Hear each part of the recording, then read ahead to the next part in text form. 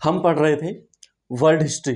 World history में भी हम उस समय की बात कर रहे थे तो विश्व युद्धों के बीच का टाइम था। इसमें जो भी घटनाएं घटी थी उसके बारे में पढ़ रहे थे। इसमें एक घटना थी ग्रेट इकोनॉमिक क्राइसिस, आर्थिक महामंदी। इसमें भी आज हम देखने वाले हैं आर्थिक महामंदी के प्रभाव, विश्व पर किस तरह के प्रभाव हुए इस महामंदी के। हम इसमें क्या क्या कर चुके हैं देख लेते हैं। इकोनॉमिक क्राइसिस में हम रीजन्स देख चुके हैं, किन किन कारणों से ये क्राइसिस आया था, ये महामंदी आई थी। इसके बाद हम इसके प्रभाव देख रहे हैं, प्रभाव, इसके प्रभाव चल रहे हैं और प्रभावों में भी हम इकोनॉमिक इफेक्ट्स आर्थिक प्रभाव कर चुके हैं। आज हम देखेंगे सोशल इफेक्ट, सामाजिक प्रभावों के बारे में आज बात करेंगे। इसके बाद जो हमारा अगला टॉपिक रहेगा वो रहेगा पॉलिटिकल इफेक्ट्स, राजनीतिक प्रभाव इसके क्या पड़े विश्व पर, इसके बारे में बात करेंगे। तो आज है हमारा सोशल इफेक्ट्स, सामाजिक प्रभाव। इस जो महामंदी थी इसके क्या प्रभाव पड़े देख लेते हैं। पहला था बेरोजगारी में वृद्धि। इसकी वजह से पूरे विश्व में बहुत ज़्यादा बेरोजगारी फैली, क्योंकि सारे जो भी उद्योग धंधे थे, इंडस्ट्रीज थी, सब चौपट हो गई थी, डिमांड बिल्कुल ख़त्म हो गई थी और क्रय शक्ति जो है बिल्कुल नीचे लेवल पे थी। क्रय शक्ति मतलब खरीदने की जो क्षमता थी वो पूरी तरह से नीचे चली गई थी। इसमें हम देखते हैं बेरोजगारी में, अकेले जर्मनी में 60 लाख लोग बेरोजगार थे। अकेले जर्मनी में उस समय 1932-33 की बात चल रही है। 1932 में अकेले जर्मनी में 60 लाख लोग बेरोजगार थे। अगर विश्व की बात की जाए तो विश्व में 5 से 10 करोड़ लोग,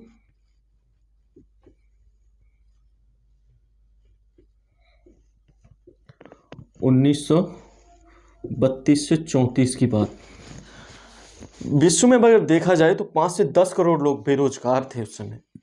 अब आप सोच सकते हैं उस समय ज़्यादा जनसंख्या भी नहीं थी और उस समय भी अगर 5 से 10 करोड़ बेरोजगार रहेंगे तो उनका क्या होगा, क्योंकि उस समय ऐसे संसाधन भी नहीं थे, क्योंकि ज़्यादातर चीज़ें थी वो मौसम पर डिपेंड थी। अगर मौसम अच्छा रहेगा किसी वर्ष तो अच्छे से अनाज और खाने पीने की चीज़ें हो जाएंगी, अगर नहीं अच्छा रहेगा तो वो और गए।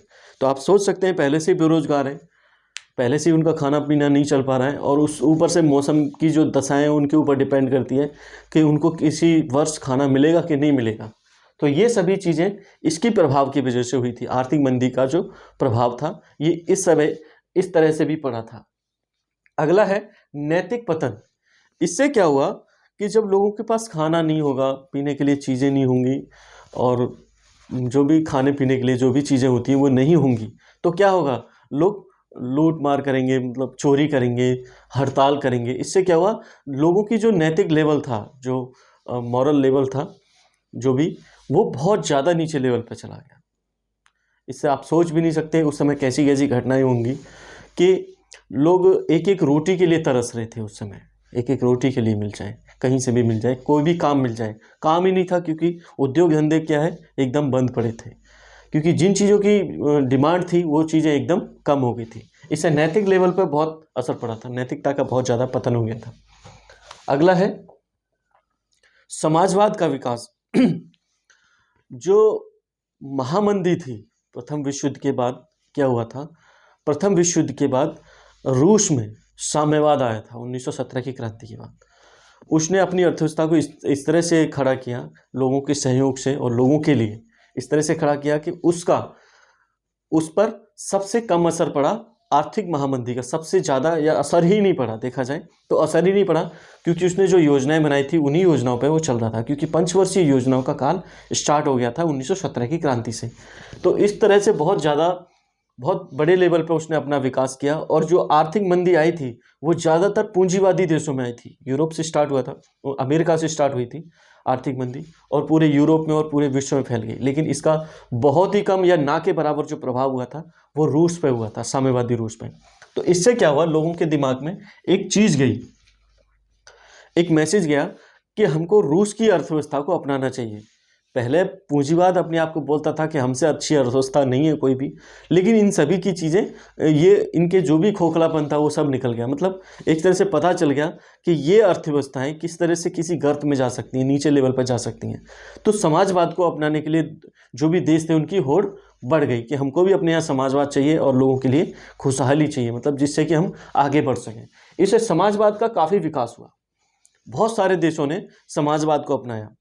मतलब समाजवाद में क्या होता है कि जो भी संसाधन होते हैं वो सरकार के हाथ में होते हैं, और सरकार जिस तरह से कहेगी, जो भी कहेगी वो उनको प्रोडक्शन करना पड़ेगा। मतलब एक तरह से लाभ के लिए प्रोडक्शन नहीं होता वहाँ पे, लोगों के लिए, और जो भी मतलब समाज की भलाई के लिए जो भी हो सकता है वो सभी चीज़ें उसके अंदर होती हैं। मतलब जो संसाधन होते हैं, जो उत्पादन के साधन होते हैं, उन सभी पे सरकार का बहुत ज़्यादा नियंत्रण होता है।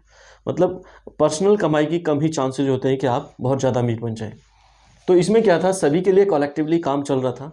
तो देखा कि रूस की अर्थव्यवस्था पे बहुत ज़्यादा या बिल्कुल भी प्रभाव नहीं पड़ा है, तो इससे दूसरे देशों को बहुत फ़ायदा हुआ, और उन्होंने पूंजीवाद को छोड़ के बहुत सारे देशों ने समाजवाद को अपनाया। इसमें काफ़ी प्रभाव पड़ा इसका। तो ये इसका था, ये समाजवाद का एक तरह से विकास के लिए बहुत अच्छा हुआ। आगे है भुखमरी और बेरोजगारी में वृद्धि। इससे क्या हुआ, जब लोगों के पास खाने के लिए कुछ होगा नहीं, हर तरफ उद्योग धंधे बंद पड़े हैं और दूसरे प्रोडक्शन की कोई चांसेस भी नहीं है, क्योंकि जो भी उद्योग धंधे लगाए गए थे वो हथियारों के लिए लगाए गए थे या ऐसी चीज़ों के लिए लगाए गए थे जो उस समय काम की थी, प्रथम विश्व युद्ध में जो काम आनी थी उन चीज़ों के लिए। जब वो प्रथम विश्व युद्ध खत्म हो गया और उन चीज़ों की डिमांड कम हो गई, तो उनका यूज दूसरों में करना बड़ा मुश्किल हो गया था, जिसकी वजह से क्या हुआ, भूखमरी फैली और बेरोजगारी फैली। लोग एक एक दाने के लिए तरस गए थे, इतनी ज़्यादा भूखमरी फैली हुई थी उस समय।